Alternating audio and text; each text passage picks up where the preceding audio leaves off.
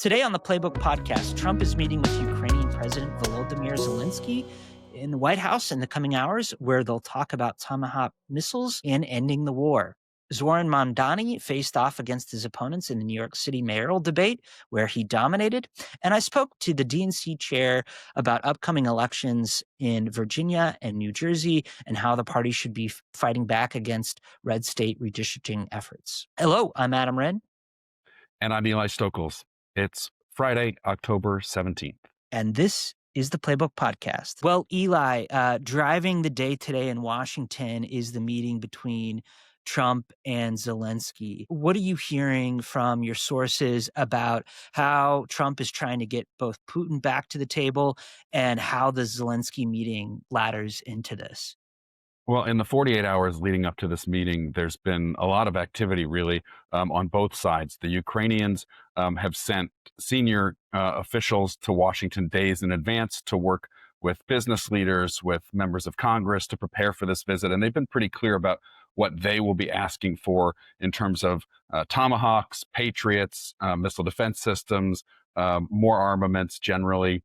As well as working on energy resilience, ways to boost Ukraine's energy resilience. And there's talks about drone technology sharing agreement that is in the works, not likely to come to fruition during this visit, but something that Ukraine is trying to work on with the U.S., something that Donald Trump can say, look, this is good for us. We're going to benefit from learning the technology that Ukraine uses to make these drones. That's the Ukraine side. We know that's what they want to talk about. Donald Trump has been pretty clear, this week when asked about Ukraine, that his main thing is still ending this war in Russia or between Russia and Ukraine. And, coming off of what happened in the Middle East within the last week, he feels a sense of momentum and is looking to build on that success, the diplomatic success there, and to really push toward peace talks. On Thursday, the president spent 2 hours on the phone with Russian President Vladimir Putin, and after that announced that he and Putin were going to have another summit within a couple of weeks in Budapest. Not what anyone saw coming, given that Putin hasn't made any concessions since the last summit in August in Anchorage, and Trump, by all accounts, continues to be frustrated with Putin. He said so himself. So Donald Trump wants to get both parties closer to negotiations and talks. And I think, privately, I think it will not be surprising if the president urges Zelenskyy to think harder about territorial concessions and what, kinds of decisions might be required in peace talks, while at the same time, I think we expect some announcement of additional defense aid going to Ukraine through the PURL mechanism, which is basically NATO purchasing the weapons from the U.S. and bringing them over to Ukraine. So I think there is going to be an announcement on that. And, at the same time, in the background, while the president is giving Vladimir Putin this other crack at diplomacy, a second summit in just about 2 months, there's also talk on Capitol Hill of getting serious about bringing that Lindsey Graham bipartisan sanctions bill to a vote within 30 days. Senate Majority Leader John Thune on Thursday said that 30 days now is the timeline. There have been some talks between Graham and the senators and the White House fine-tuning that legislation. So it seems like the president wants to give Putin one more shot. And I think that at the same time, they are sort of preparing various pressure points of leverage. If that does not go well, then, Putin maybe knows he's got 30 days until these sanctions go into effect potentially, or at least Congress takes it up. And in addition to that, Trump is not taking the matter of the Tomahawks off the table. I'll be very surprised if we hear tomorrow that the president has agreed to give Zelenskyy Tomahawk missiles. But he's not taking that off the table. It's another leverage point. This is a president who prioritizes optionality and wants to be able to leverage, whoever it is, people on both sides. So there's a lot happening leading up to this meeting. I think we've seen that, the president and Zelenskyy, since the first Oval Office meeting in late February, that relationship has been repaired. Zelenskyy has learned from it. That relationship is in a much better place. The president's position on Ukraine is far different. And there's much more openness to continuing to support Ukraine militarily. But at the end of the day, this is a president who really wants to be known as a peacemaker, and he wants to be the one that pushes Ukraine and Russia to the negotiating table and finally, at some point, gets an end to this war. Yeah, that's a cogent analysis, Eli. And it seems like at the end of the day, the hawks, particularly the GOP hawks in the Senate, ultimately get what they've been pushing for here for weeks, if not months. Yeah, there was a lot at the beginning of this administration where you would see the kind of friction between the more isolationist MAGA wing of the president's base and the traditional foreign policy hawks like Lindsey Graham and Marco Rubio, even. I think some of those fissures have kind of gone away. We've even seen, JD Vance, who sort of instigated that berating of Zelensky in the Oval Office back in February, become much more willing to listen to the European side of this and willing to be a helpful interlocutor on things related to Ukraine. Keith Kellogg, who was kind of marginalized at the beginning, I'm told has had a little more purchase within the West Wing in terms of presenting his side of the story. And Zelensky and Ukraine have handled the relationship better too after that first stumble. So, and I think the biggest reason, obviously, this just bears underlining, the biggest reason that the president has kind of shifted his view on all of this is that Putin, who he thought would make a deal because of their relationship, or he thought he could get to the table, Putin has resisted everything that Donald Trump has asked of him. He has continued to escalate the bombing of population centers in Ukraine, even as Donald Trump has, given him a summit, has sort of heckled him on Twitter and told him to stop. Putin's ignored all of that.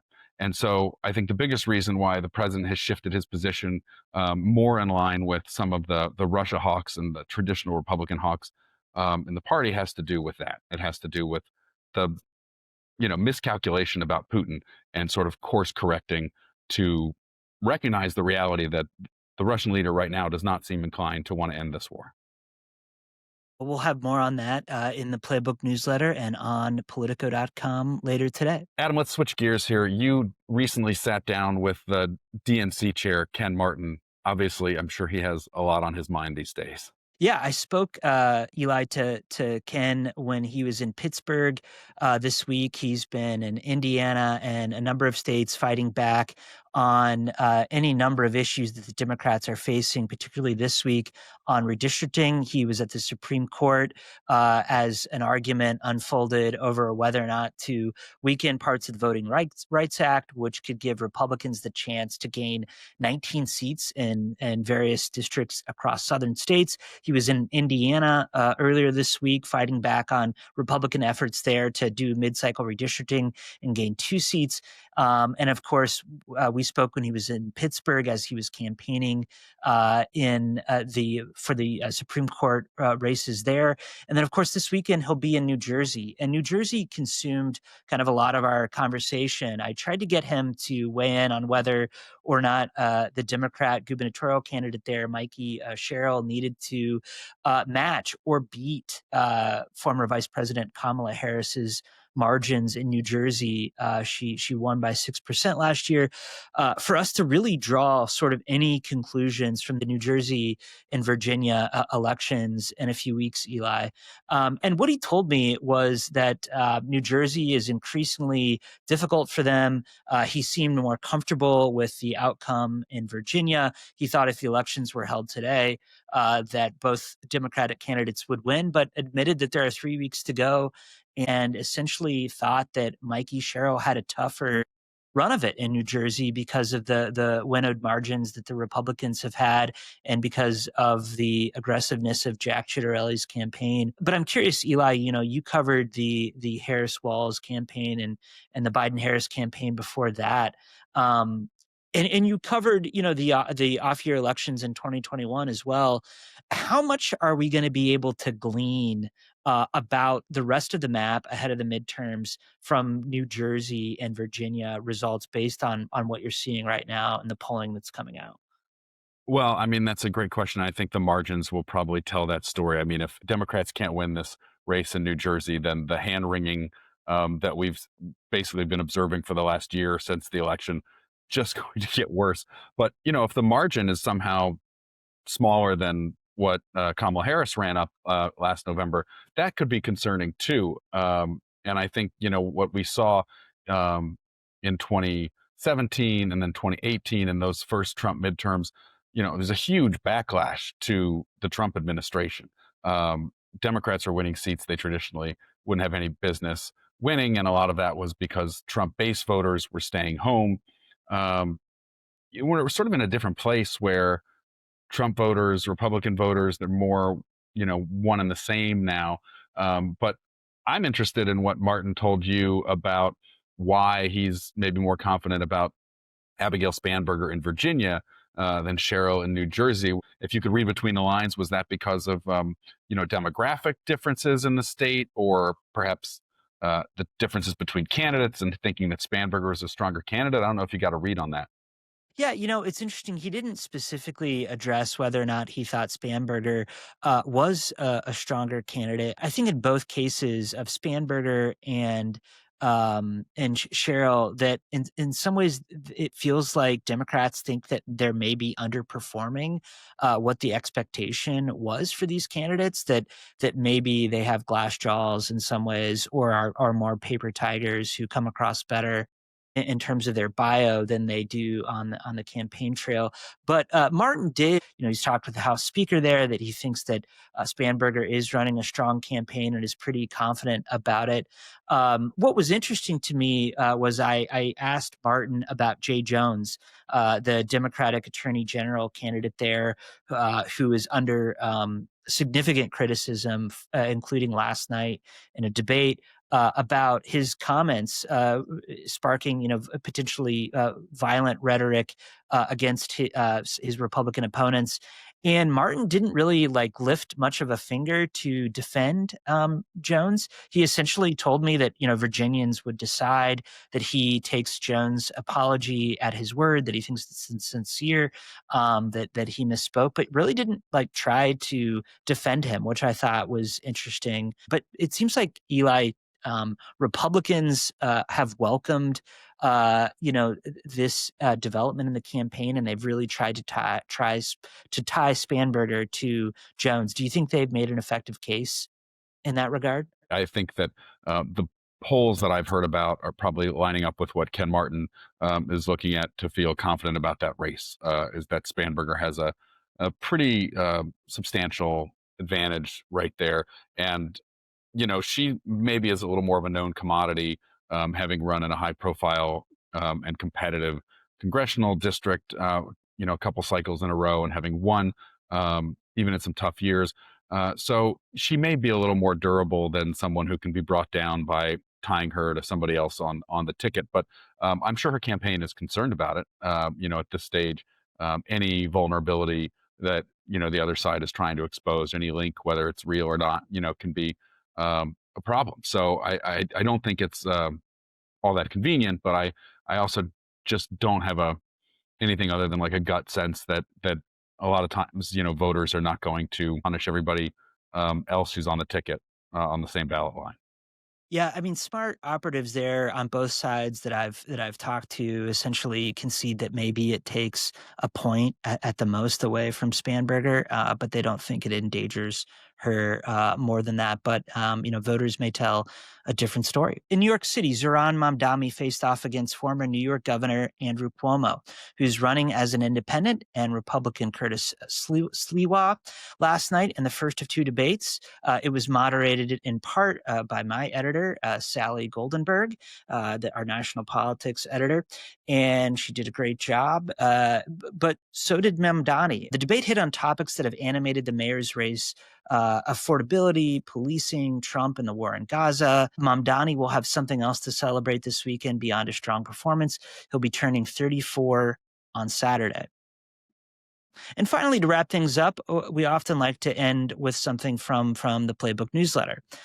Some news about next year's World Cup. The World Cup, of which I'm a huge fan, will take place across 11 U.S. cities. Eli, I'm less optimistic about the U.S. men's national team's performance here from what we've seen in some of the qualifiers. But what's interesting here, I think, is that Donald Trump is threatening some blue cities with withholding their chance to host some of these matches. Specifically, he's talked this week about moving games out of Boston, saying that he doesn't think the city is safe. It's part of his ongoing campaign against particularly blue cities. 5 of the proposed cities are sanctuary cities: Los Angeles, San Francisco, Seattle, Philadelphia, and Boston, to which the administration has vowed to cut off funding. But politics aren't slowing down the excitement here. But politics aren't slowing down the excitement, Eli. Yesterday, FIFA announced that 1 million tickets had been sold. The bulk of those ticket sales comes from the 3 host nations. That's US, Canada, and Mexico. FIFA's president, Gianni Infantino, said he was, quote, thrilled, end quote, at the interest. I would say it's measured in hundreds of dollars, not thousands of dollars, for a single ticket. So I've never really shelled out for a Super Bowl or a World Series because my teams don't make it very often. But I was not chosen in the FIFA lottery to be able to purchase tickets. So my pocketbook thanks the people at FIFA for my number not coming up on that one. Yeah, I'm sort of relying at this point on negotiating a press pass on behalf of Politico to cover the diplomatic action that happens at some of these games. I'm not holding my breath there, but I did check on the World Cup tickets priced, and the latest Upper Deck tickets right now are going for $4,200. So I do not think that I'll be getting in spitting distance of a World Cup venue. Yeah, well, I mean, Trump's going to be at some of these matches wherever they wind up playing them. So maybe we'll ride that his coattails and chase him, and maybe the bosses will prove it. You said something nice about Sally just now, so maybe she'll go That's for it. right. Yeah, Sally did a really fine job moderating the debate. Great editor, world's greatest editor. Well, Eli, thanks so much for being here. Of course, good to be with you. And that's all for today's Playbook podcast. We have much more news and analysis in today's Playbook newsletter, which you can find at politico.com/playbook. We'll be back Monday. Have a great day.